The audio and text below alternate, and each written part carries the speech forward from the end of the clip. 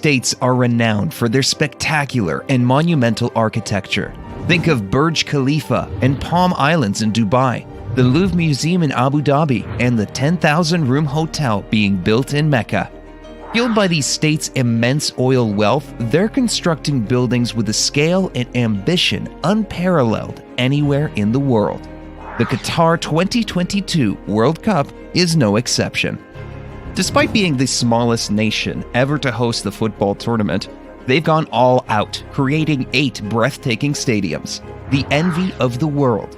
All the stadiums are powered by solar panel farms, and given Qatar's scorching climate, their cooling systems have been meticulously designed. After all, fainting football superstars did not make the best headlines. In fact, Qatar's dedication to sound environmental practices earned all the stadiums 4 or 5 stars from the Global Sustainability Assessment System. It's all very impressive. Let's take a tour around these 8 modern marvels. We're exploring how they were made, what they cost, and the unbelievable story behind each. Al Bayt Stadium. The first and perhaps most instantly recognizable area is the Al Bayt Stadium, located about 35 kilometers away from the Qatar capital of Doha.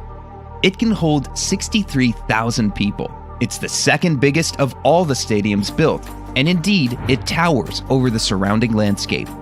After winning its bid to host the World Cup in 2010, Qatar set about building their vision. In 2015, they awarded Dar Al Handasa, a Lebanese construction company, the contract to design and build the stadium. Their vision drew inspiration from the traditional tents of the nomadic Bedouin peoples of Qatar, known locally as Bayt al-Sha'ar tents. The name was also given to the stadium. The walls billow in and out, echoing the flowing fabric. Such tents are ideal in the hot desert climate. However, the Al Bayt system features a slightly more high-tech solution. A colossal, retractable roof will cool the interior, helping to manage the scorching Qatari temperatures. The tent-like structure also shades the pitch. This clever design work earned the stadium several sustainability certifications, including a 5-star GSAS rating. But the stadium is more than just a football arena. You'll find a 5-star hotel and shopping center inside its massive walls. These luxurious hotel suites and rooms all boast balcony views of the football field in a breathtaking display of opulence. It's like no stadium on earth, aside from its siblings built for the World Cup. The stadium is planned for 8 games, including the opening match. However, once the tournament is over, the upper tier of seats will be removed and given to developing nations. It's a bold gesture that will reduce the stadium's capacity to below 32,000. A more manageable number, considering the local city of Al-Khor has a population of only 202,000. Al Janoub Stadium. Established in one of Qatar's oldest neighborhoods, Al Janoub Stadium was designed by the renowned British-Iraqi architect Zaha Hadid, famous for the London Olympics Aquatic Center and Beijing Daxing Airport. Sadly, Hadid died in 2016 and never witnessed the stunning postmodern and neo-futurist design she conceived. It wasn't merely a futuristic vision, however. The swooping, frilled curves are meant to mirror the sails of traditional dhow boats used by pearl divers to weave through the tumultuous currents of the Persian Gulf. It's not hard to see the similarity. In fact, the curvilinear roof gives spectators the feeling of being on a ship, and the bowed beams holding up the roof also resemble a ship's hull. It's a beautiful nod to the seafaring history of Al-Waqra, the city where the stadium is located. It also features a retractable roof and complex cooling system capable of reducing the inner temperature to as low as 18 degrees. Like all major developments, the 40,000-seater stadium was conceived as part of a wider project. As the architects explained, the stadium was designed in conjunction with a new precinct, so that it sits at the heart of an urban extension of the city, creating community-based activities in and around the stadium on non-event days. It's a subtle nod to the issue which typically plagues such developments, with the sports complex also featuring swimming pools, spas, a shopping center, And schools, wedding halls, additional sports facilities, and restaurants planned nearby, the $700 million cost may not be in vain. Still, 20,000 seats will be removed after the stadium's 7 World Cup games. Ahmad bin Ali Stadium. The Ahmad bin Ali Stadium, better known as the Al Rayyan Stadium, sits on the site of one of Qatar's former major arenas. In fact, it's almost the same stadium, with 80% of the construction materials being reused or recycled. It's a masterclass of upcycling. Not that you could tell.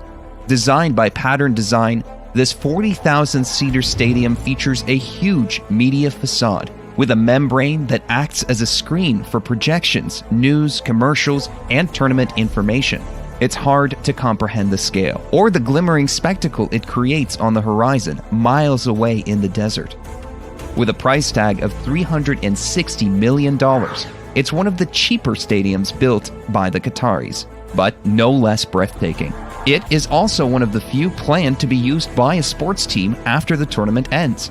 The Al Rayyan Sports Club will call the stadium home, albeit with a reduced capacity of 20,000. Al Rayyan is a multi-sport club and one of Qatar's most successful. With titles in basketball, handball, and volleyball, the stadium is sure to get significant use, although it's the football team that receives most of the attention. The stadium will host 7 matches through the 2022 World Cup, opening to the public in December 2020. It's already hosted 4 matches during the FIFA Arab Cup 2021, where it was a wild success. Al Thumama Stadium. Al Thumama Stadium is perhaps the most Arabic in its aesthetic. Named after a native tree, its design is based on the traditional gafia, a woven hat popular amongst Arabic men. It's an unusual design choice for a football stadium. Still, it certainly strikes a bold and elegant image on the Qatari skyline. In fact, so inspiring is the design that it was awarded the MIPIM Architectural Review Future Project Award in the Sports and Stadiums category in France.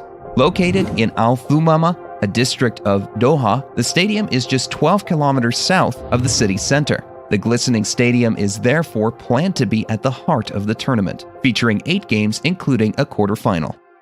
Like other stadiums, it has a capacity of 40,000 people, planned to be reduced to 20,000 following the tournament. It's also part of a wider development project. The $342 million stadium sits in a 50,000 square meter public park, brimming with greenery, not often seen in the arid country. It's a clear statement of Qatar's environmental ambitions. Where the 20,000 seats are removed, a boutique hotel is planned, and a branch of the world-renowned Aspetar Sports Clinic. A mosque will also feature inside the stadium, highlighting a desire for the arena to continue to serve the community long after the tournament has ended. After all, though Qatar is among the world's wealthiest countries, wasting billions on stadiums is a step too far, even for them. Already, the stadium has hosted 6 games in the FIFA Arab Cup 2021, including a semi-final between host nation Qatar and Algeria. Education City Stadium.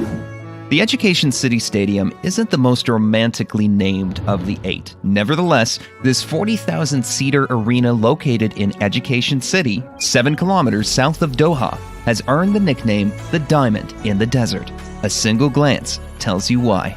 Designed by Fenwick Irebaren and Pattern Design, the building has a facade composed of a myriad of diamond shapes, giving the overall structure its jewel-like appearance. Indeed, these diamond patterns appear to shimmer and change color as the sun moves across the sky. Despite being the jewel in the crown of the Qatar World Cup ambitions, it's also among the most environmentally sustainable stadiums in the world, receiving a 5-star GSAS rating. In fact, 20% of the building's material came from green sources. Education City Stadium will be among the most prominent following the World Cup, built in the heart of Education City, which features satellite campuses of 8 international universities. The stadium will play host to the university athletic teams, retaining 25,000 of its initial 45,000 seats. The stadium will feature in 8 World Cup games, including a quarterfinal. Since its opening in early 2020, it served as a popular arena for international football events, including the 2020 FIFA Club World Cup and 5 matches during the FIFA Arab Cup 2021. The $700 million stadium is certainly proving its worth. But with such an exorbitant price tag, the Qatari will be looking for other headline events to host going forwards. Khalifa International Stadium. Qatar's premier stadium is rightfully known as the National Stadium, named after Khalifa bin Hamad Al Thani.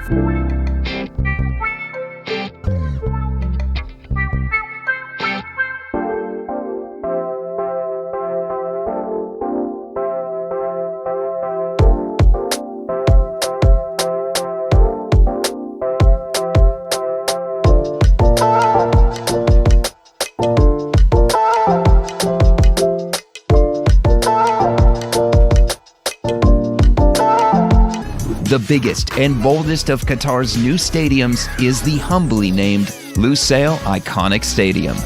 It will be the flagship stadium for the tournament, hosting 10 games, including the final. Its pure opulence in its design, designed by the renowned British architectural firm Foster & Partners, the stadium's design pays homage to the Fanar lantern and traditional handcrafted bowls and vessels used throughout the Middle East. It's envisioned as a dance of light and shadows, with the intense Qatari sun bouncing off the golden panels. It's just not golden panels. Solar panels also power the building, with the entire structure having a zero carbon footprint. But such ambition comes with a sizable price tag. It reportedly cost $767 million, with construction being delayed a year. With a total capacity of 80,000, it's by far the biggest stadium of the 8. However, like almost all the stadiums, it's planned to be reconfigured after the event to a more manageable 40,000 seats. Parts of the building are expected to be repurposed into community spaces, including shops, cafes, athletic and education facilities, and even a health clinic. What remains of the upper tier will become part of outdoor terraces for new homes. It's an ingenious way to make use of these gargantuan structures. It'll be the center point of the new Lusail city, located 23 kilometers north of Doha. Lusail is even more ambitious than the stadium and will be the hottest destination for the tournament's spectators. Much of the city is yet to be complete, but it will eventually accommodate 450,000 people. It's planned to have marinas, residential areas, island resorts, commercial districts, and more. The Lusail Iconic Stadium will be the pinnacle of the city's achievements so far, being the 5th largest future stadium in the world. It'll make for one unforgettable final match. Stadium 974. The most impressive stadium isn't the biggest, however. Stadium 974, formerly Rasba Aboud Stadium, is a 40,000-seater arena unlike anything anywhere on the planet. In fact, despite opening in November 2021, the stadium won't exist in a few years. That's right. After the World Cup ends, the entire structure is planned to be dismantled. Indeed, from its conception, the whole stadium was built with impermanence in mind.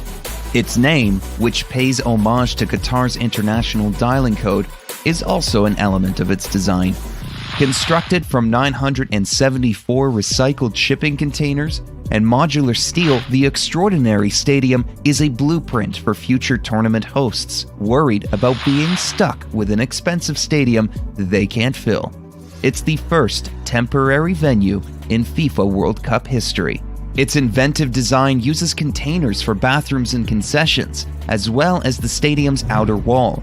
Despite this cobbled-together approach, the waterfront area is uniquely beautiful, maintaining the grandeur of traditional stadiums but with a modern eco-spin. It received a 4-star sustainability rating from the GSAS. Nor are the Qataris wasting their efforts. The stadium was tested on the 2021 FIFA Arab Cup's opening day and is planned to host 7 matches during the 2022 World Cup, up to the last 16. It's unknown exactly how much the temporary structure cost to build, though the site will become a waterfront development after being deconstructed. The shipping containers, modular steel, and seats will be provided as assistance to underdeveloped countries worldwide. You bet it won't be the last temporary stadium to feature in a World Cup, but it will be the benchmark by which all others are measured. But what do you think? Has Qatar exceeded expectation by producing the greatest football stadiums in the world? Or are they yet more monumental structures that will fail to live up to the hype? After all, stadiums of World Cups past are often doomed to financial problems, remaining empty for years. And what do you think of the temporary stadium? Is this an ingenious solution to the problem? Let us know in the comments.